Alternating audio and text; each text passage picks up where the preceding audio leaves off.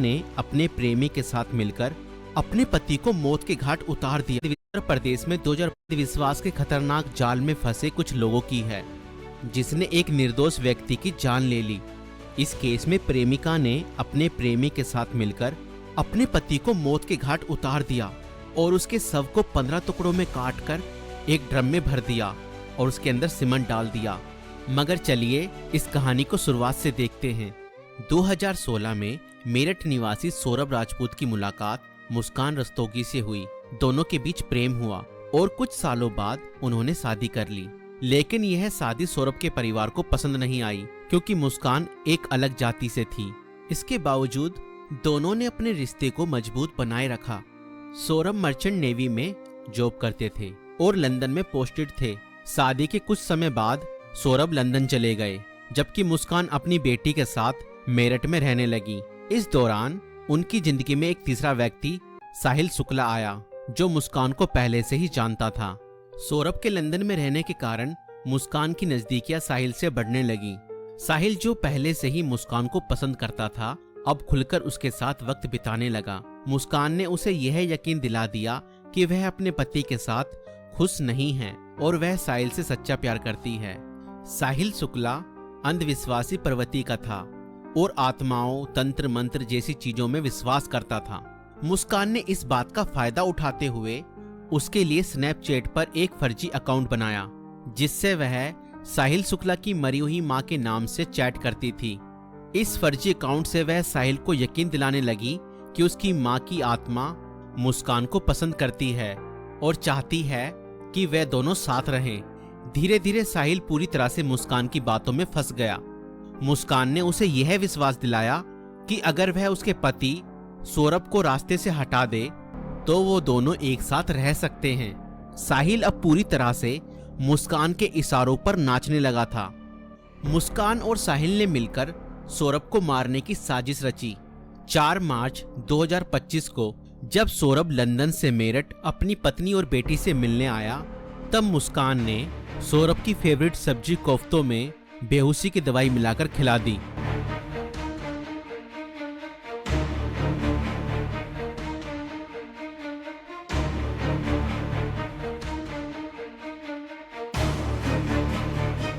और जब सौरभ बेहोशी की हालत में बिस्तर पर पड़ा था, तब मुस्कान ने अपने दोस्त साहिल को बुला लिया और रसोई में जाकर वो बड़ा और धारदार चाकू ले आई, जो मुस्कान और साहिल ने पहले से ही प्लानिंग करके खरीदे हुए थे। और करीब 20 मिनट तक साहिल ने मुस्कान को बताया कि कैसे उसे अपने पति का वध करना है।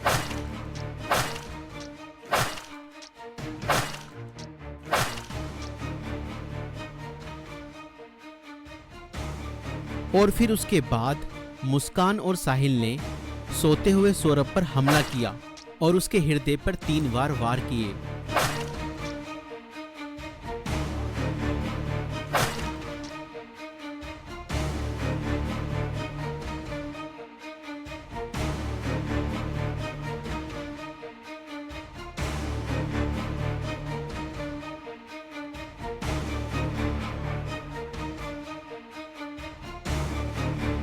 और घर में पड़े कूलर को भी ऑन कर दिया ताकि उसकी आवाज किसी को भी ना सुनाई दे। जब उन्होंने सौरभ को खत्म कर दिया, उसके बाद वह उसकी बॉडी को बाथरूम में ले गए।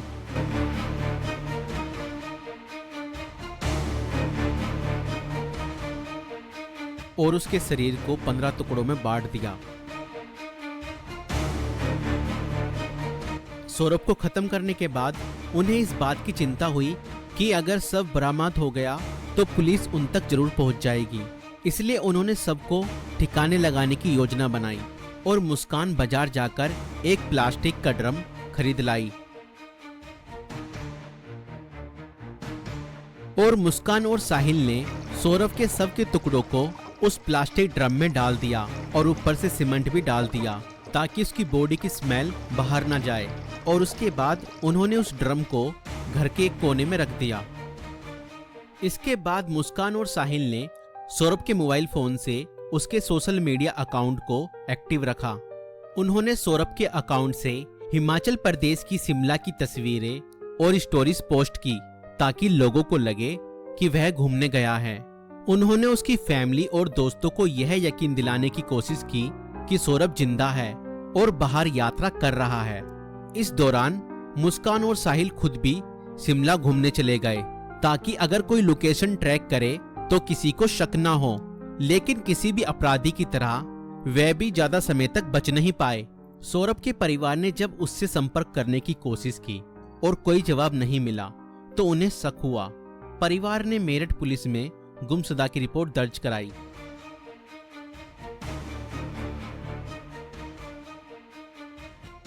और इसी बीच मुस्कान ने अपने माता पिता को बताया कि शायद सौरभ का मर्डर हुआ है और उसके घर वालों ने ही उसका मर्डर किया है।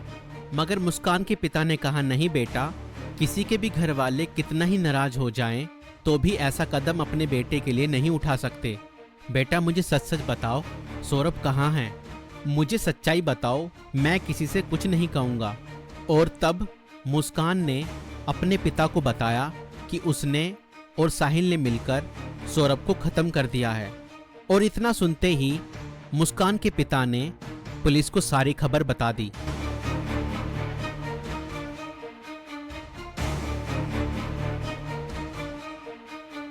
और पुलिस ने तुरंत मुस्कान और साहिल को गिरफ्तार किया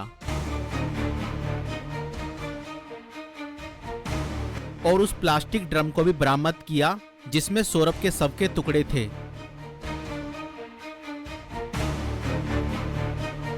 उस प्लास्टिक ड्रम को काटा गया और सौरभ के शरीर के टुकड़ों को बरामद किया गया।